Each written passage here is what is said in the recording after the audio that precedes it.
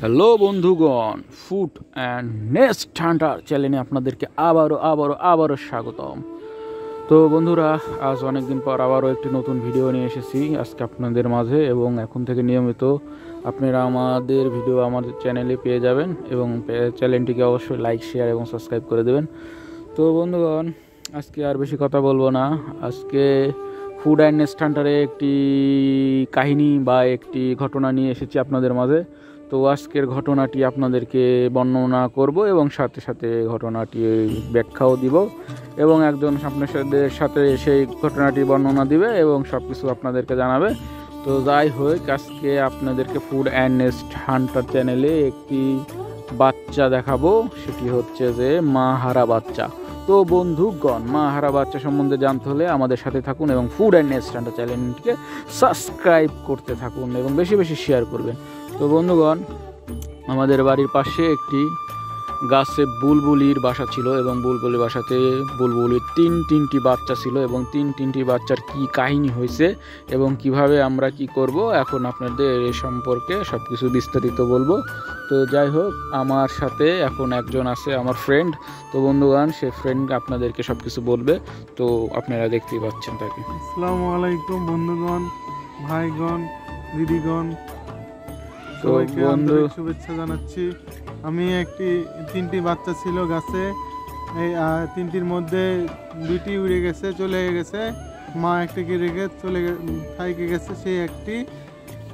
সেই একটি বাচ্চাটাই আমি পেয়েছি, এখন আপনাদের মাঝে দেখাবো। সেই বাচ্চার এখন বাপ মা হারা, খুব সে এখন তো অন্য কিছু তাকে তো মেরে ফেলবে, সে অসহায়। তাই জন্য আমরা কিছুদিন ওকে পালন করব, খাওয়াবো, সুন্দরভাবে গোসল করাবো, বড় করে তুলে খাওয়া শিখে তারপরে আমরা তাকে। হ্যাঁ বন্ধুগণ, আপনারা আমার ফ্রেন্ডের মুখ থেকে শুনতে পারলেন যে সেই পাখির বাসাতে তিনটি ছানা ছিল, কিন্তু হঠাৎ করেই ফিরিঙ্গে পাখি, অর্থাৎ যাকে আমরা ফিরিঙ্গা বলি, সেই ফিরিঙ্গে পাখির আক্রমণে দুটি পাখি উড়ে গেছে এবং একটি পাখি উঠতে পারেনি। সে খুব ছোট থাকার কারণে সে বাসা থেকে নিচে পড়ে গেছে। তো বন্ধুগণ, ফিরিঙ্গে পাখি অত্যন্ত মারকুটে একটি পাখি, সব পাখির বাসাতে যায় এবং সব পাখির বাচ্চা সে হয়তো বা অন্য কোনো পাখি থাকলে বিপদ থেকেও রক্ষা করে, আবার অনেক সময় মারামারিও করে। তো মারামারির ফলস্বরূপ তিনটি পাখির ছানার মধ্যে দুইটি উড়ে গেছে ও একটি আমরা পেয়েছি, দুটিকে আমরা পাইনি। তো দুটি আমরা চেষ্টা করছি পাওয়ার, আর একটি বাচ্চা আছে আমাদের কাছে। তো আমরা চেষ্টা করব আর মাকে সেই বাচ্চাটাকে ফিরিয়ে দিতে। আপনাদেরকে আমার বন্ধু যা বললো, আর যদি আমরা ফিরিয়ে দিতে না পারি তাহলে আমরা অবশ্যই চেষ্টা করব সেই পাখিটিকে যত্ন করে, অন্তত তার পরিস্থিতি ভালো হওয়ার পর তাকে আমরা ছেড়ে দেব। তো আপনারা দেখতেই থাকুন আমাদের সাথে ভিডিওটি। এখন আপনাদেরকে আমি সেই বুলবুলি পাখিটির বাচ্চাকে দেখাবো, যেটা আমরা পেয়েছি রাস্তা থেকে, এবং সেটা অত্যন্ত লাজুক অবস্থা, তার পরিস্থিতি তেমন একটা ভালো না। আপনাদেরকে দেখায়।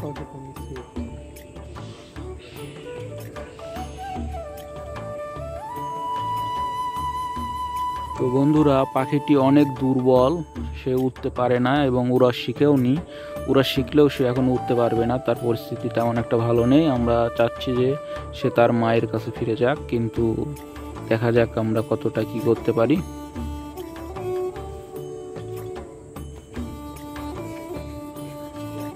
এখন সেই পাখিটি আপনারা দেখতে পাচ্ছেন, ছোট্ট একটি বুলবুলি ছানা, এবং আমার ফ্রেন্ডকে আমি সেটি দিচ্ছি, আপনারা দেখে নিন এবং আমরা আলোচনা করে দেখি। আপনারাও কমেন্ট করবেন যে আমরা বুলবুলি পাখিটির সাথে কি করতে পারি।